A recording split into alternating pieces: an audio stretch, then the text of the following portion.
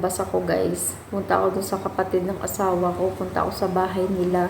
Gawa nung sabi kagabi sa akin ng asawa ko, galing siya nag-office. Tumawag daw yung kanyang kapatid. Sabi ko, doon ng mangga sa bahay nila. Gawa nung ang kanilang relatives na nasa Chennai naka-stay na may mango farm, nagpadala doon ng mangga dito sa Bangalore sa kapatid ng asawa ko, kaya pinapakuha kami doon ng mangga. Yung sabi ng asawa ko, hindi naman siya makapunta gawa nung nasa office siya. Sabi ko, ako na lang pupunta doon bukas. Ngayon nga, sabi niya, sige, ikaw na lang pumunta doon, tatawagan ko na lang yung kapatid ko na pupunta ka doon. Sabi niya, sige. Yung manggahan na yun guys, isa napakalawa kasi one time nakapunta na ako doon eh. Yung may-ari guys, yung relatives ng asawa ko is nasa Chennai, naka-stay Bagli. Yung manggahan nila, yung mango farm nila is nasa Tamil Nadu. Napakalawak noon. Kasi nakapunta na ako doon one time. At saka during that time kasi napagpunta ko doon is wala pang bunga yung mangga. Kasi hindi pa season. Ngayon guys, napakaraming mangga dito sa India, gawa ng season dito. Kahit siguro sa atin sa Pinas, di ba, season din ng mangga ngayon. Yan, punta ako doon. Sabi ng asawa ko sa akin, natingin talaga ako doon. Oh. Kasi nagawa sila ng tent kasi bukas ata may dyan eh. May housewarming ulit. Yung mga bagong kasing bahay dito at saka doon. Ayan, marites pa mo. Sabi pala sa akin ng asawa ko guys, is daw ako. Tawag dito, magsasakyan. Ibubuk niya daw ako, magagrabag akong baga sa atin, mag-over. Sabi ko, wag na, magbabas na lang ako. Punta ako sa bus stop, o libre lang naman yung dito guys, yung pamasahe sa bus. Basta may other ka lang dito sa state ng Karnataka. Basta yung address mo dito naka-address sa Karnataka.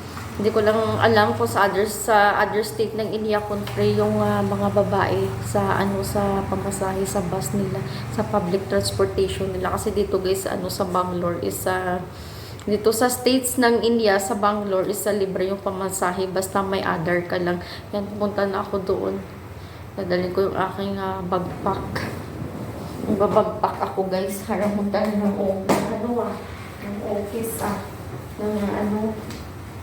Nagbabagpack ako lagi guys kasi nilalagyan ko dito ng tubig at saka payong kasi maulan na kasi dito sa India pag hapon kasi hapon na.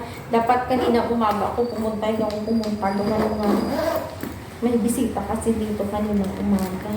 May bag ako dito guys na ayan yung aking bag. Ito. Saka bibigay ko po sa kanila yung dates. Hindi ko naman ito kinakain eh. May expired lang kasi meron ako dyan noon. Hindi ko naman kinakain.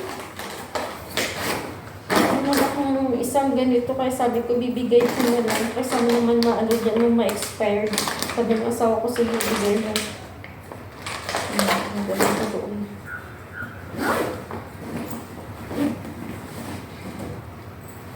Mag-handbag sana ako guys. Sabi ko, gawa na nga ito yung sa bagpack na lang ako.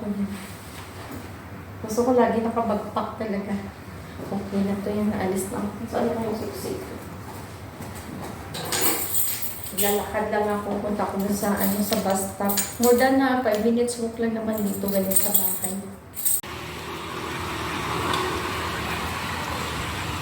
Ito ako naglalakad guys. So papunta dun sa bus stop. Malapit lang sa bahay. Ako guys sa bus. Tama, pagdating ko sa bus stop, may bus ka agad pupunta ng Malleshwaram. Kaya nakasakay ako kaagad. At 29 and I find myself wondering what did happen to the last 10. I ran away with my life, fast forward, never turn back again. It's kind of funny that the more we pass time, the more we need to set the rewind. And 19 was the year I had to leave you, but now I'm seeing all the signs. Is this really happening? I can't believe it's true. I'm just as surprised as you. Is this really happening? I can't be too sure, but one day I'll be yours again.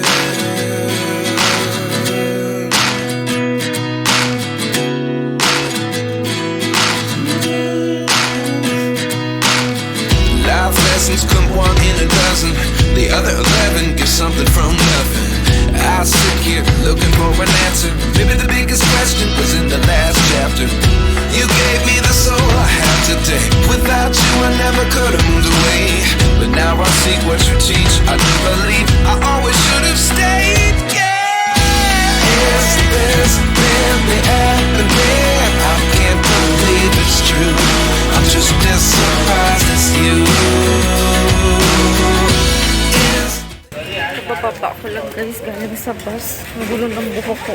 Nga nung mahangin sa bus. Nasa malapit kasi ako sa may pintuan. Napunta na ako doon guys sa bahay ng kapatid ng asawa ko. Bumili pa ako ng pasalubong. A few moments later. Pauwi na ako guys. Nakakuha na ako ng mangga o isang bag. Binibigyan ako doon ng marami na ako kumuha. Sabi ko tama na to, isang bag lang. Sabi na Nag-aabang ako dito guys ng bus. Pauwi na lang ako ng bahay. Yung bus nagagaling doon eh. Hi guys! Dito ko na guys. Iko-continue yung aking vlog sa bahay. Kanina pa ako dumating guys. Yun nga lang eh. Muna ko muna yung pagluto ng pagkain namin. Hapunan. Ito na yung aking mangga guys. Oh. Kinuha doon sa bahay ng kapatid ng asawa ko. Kanina pa ako dumating, nagluto lang ako. Ayan, oh. Ito yung aking pagkain na yan, oh. Okay. Puchero yan, guys. Chicken. Tapos ito isa cabbage curry. Tsaka ito isa rice. Yan yung aming dinner ng asawa ko. Wala pa yung asawa ko. Pauwi na yun. Ito yung mangga na binigay sa akin. Ayan, lalabas ko. Tapos may nadaanan ako doon, guys.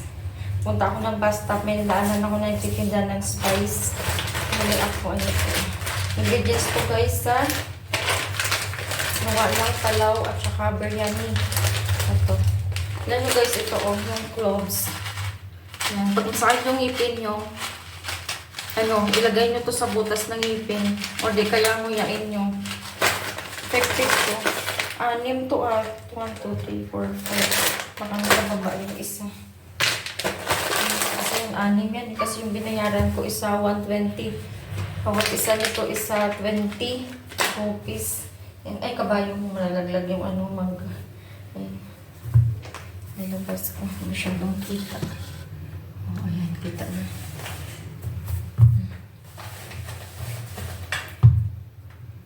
Isang box doon guys, binibigay sa akin. Per box guys, yung nakalagay, isa, may kasi naka-weight na yun eh. 25 kilo. Sabi ko, kukuha lang ako ng konti. Meron doong 2 box, saka 3 sako ng mangga. Sabi ko, kukuha lang ako ng konti kasi dalawa lang naman kami ng asawa ko sa bahay. Ito nga yung isa. 6 kasi binili ko, itanda ko. Kunti lang yung kinuha ko kasi masasayang lang dito sa bahay. Yung malawa kasi doon guys talaga na mango farm yung asawa ko, yung relatives ng asawa ko. Kaya pag sisukit ko ng mangga guys sa India, pag hindi yung binagyo yung manggahan nila, pinapadalang kami dito ng mangga sa Bangalore. Lalaban ko to kasi may dagta ng ng mangga. Yan, ihilaw pa ito. Yan ang lalaki. Musta yung mga mangga nila doon guys is ganito kalaki. Ito isa luto na. Hugasan ko. Ito lang yung hugasan ko. Ito hindi na kasi hilaw pa yan. Tapos, pagka kinain naman yan, nuhugasan naman. Palulutuin mo na yan. Ito isa lutong-luto na. Hindi to siya guys, Indian mango ha. Kahugis na siya ng Indian mango pero hindi to Indian mango. Katulad sa Pilipinas. Meron din dito guys, Indian mango sa India. Pero magkaiba to ha, magkaiba to. Ito yung mga ko doon na kinuhaan yan. Tugasan ko to.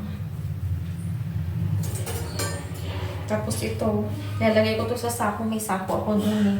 Para maano siya bagay ng init. Para mabilis maluto. Ito yung ugasan ko to.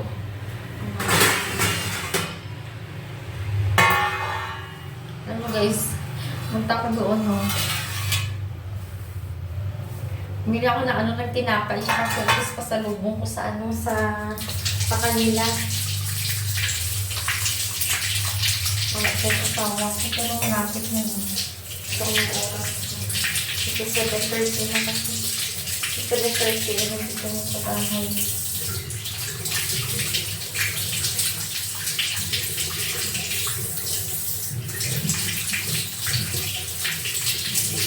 Ito is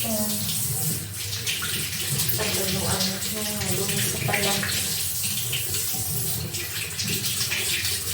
Ang tamis nito, maganda to, katamis. May graham ako dun eh. Center ng pinagdal.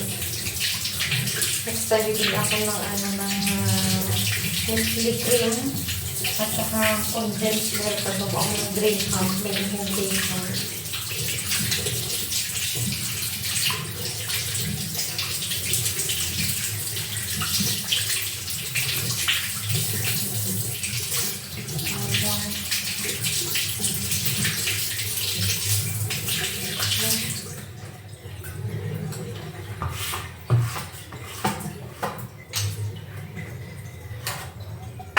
Paano ko muna dito yung tubig.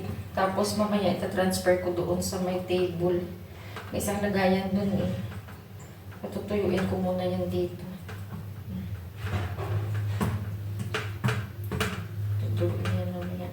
Tapos yung hindi pa rin ko lalagyan ko sa sako mamaya.